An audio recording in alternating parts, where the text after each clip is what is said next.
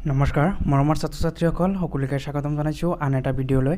মৰমৰ ছাত্ৰ-ছাত্ৰীসকল আজি ভিডিঅ'টোৰ যোগেদি জনাবলৈ ওলাইছে এটা গুৰুত্বপূৰ্ণ কুৱেশ্যন পেপাৰ আৰু যিটো কুৱেশ্যন পেপাৰ 2023 বৰ্ষত আহিবলৈ 100% চান্স আছে। মৰমৰ ছাত্ৰ-ছাত্ৰীসকল আজি ভিডিঅ'টোত এইটো কুৱেশ্যন পেপাৰ তোমালোকলৈ উপস্থাপন কৰিবলৈ চেষ্টা কৰিম। মৰমৰ ছাত্ৰ-ছাত্ৰীসকল কুৱেশ্যন পেটাৰ্ণটো আনিছোঁ পলিটিকেল ছায়েন্স এইচএছ ছেকেণ্ড ইয়াৰৰ পলিটিকেল ছায়েন্সৰ প্ৰশ্ন ইয়াত দেখুৱাম।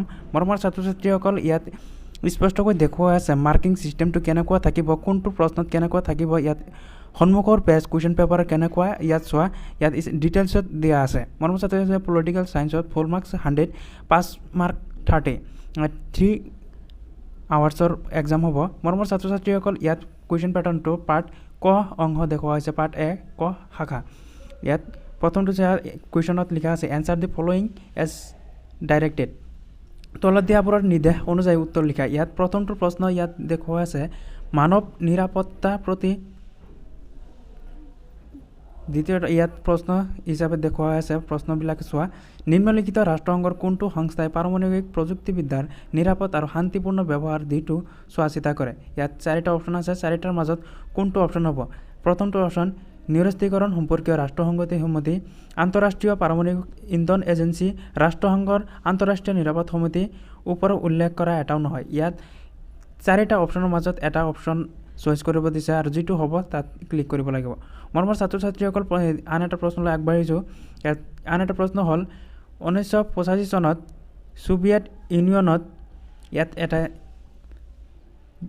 গেপ দিয়া আছে আৰু ডেছত ফিল আপ কৰিব লাগিব। আৰু 8 নম্বৰ প্ৰশ্নটোলৈ আগবাঢ়িছোঁ। মৰমৰ ছাত্ৰ-ছাত্ৰীসকল ভাৰত আৰু চীনৰ মাজৰ সম্পৰ্কৰ বিষয়ে চমুকৈ আলোচনা কৰা। ইয়াত 4 মাৰ্কৰ প্ৰশ্ন, এইটো 4 মাৰ্কৰ কাৰণে দিছে। ভাৰত আৰু চীনৰ মাজৰ সম্পৰ্কৰ বিষয়ে চমুকৈ আলোচনা কৰিব দিছে। 9 নম্বৰ প্ৰশ্নটো হ'ল বিশ্বায়নৰ অৰ্থনৈতিক পৰিণতিসমূহৰ বিষয়ে চমুকৈ আলোচনা কৰা। এইটো 4 মাৰ্কৰ কাৰণে দিছে প্ৰশ্নটো।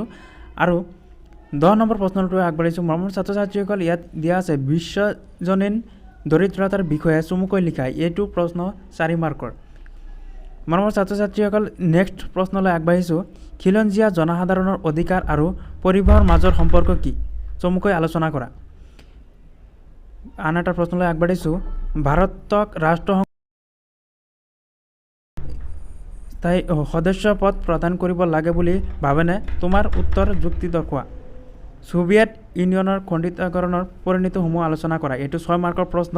মৰমৰ ছাত্ৰ-ছাত্ৰীসকল যিকেইটা কুৱেশ্যন ইয়াত স্পষ্টকৈ দেখুওৱা আছে খুবেই ইম্পৰ্টেণ্ট, খুবেই জৰুৰী। মৰমৰ ছাত্ৰ-ছাত্ৰীসকল আন এটা প্ৰশ্ন দেখাবলৈ চেষ্টা কৰিছোঁ। নব্য আন্তৰ্জাতিক অৰ্থনৈতিক ব্যৱস্থাৰ সমালোচনাত্মক আলোচনা কৰা। শীতল যুদ্ধৰ যুগত ভাৰতৰ স্থিতি কেনেধৰণৰ আছিল আলোচনা কৰা। মৰমৰ ছাত্ৰ-ছাত্ৰীসকল 15 নম্বৰ প্ৰশ্নটোলৈ আগবাঢ়িছোঁ। তলত দিয়াবোৰৰ নিৰ্দেশ অনুযায়ী উত্তৰ লিখা। কোন চনত পৰিকল্পনা আয়োগ স্থাপিত হৈছিল? আৰু আন এটা প্ৰশ্নলৈ আগবাঢ়িছোঁ। কোনখন জিলাত মাদক দ্ৰব্য বিৰোধী আন্দোলন সংঘটিত হৈছিল? আন এটা প্ৰশ্ন ভাৰতে প্ৰথমবাৰৰ বাবে কোন চনত পাৰমাণৱিক বিস্ফোৰণ ঘটাইছিল? আন এটা প্ৰশ্ন 1956 চনৰ ৰাজ্য পুনৰ গঠন আইনৰ ভিত্তিত গঠন হোৱা যিকোনো এখন ৰাজ্যৰ নাম লিখা। আন এটা প্ৰশ্নলৈ আগবাঢ়িছোঁ। 1967 চনৰ 4ৰ্থ সাধাৰণ নিৰ্বাচনে ভাৰতৰ ৰাজনৈতিক আৰু নিৰ্বাচনী ইতিহাসত পৰিৱৰ্তনৰ বিষয়ে লিখিব দিছে।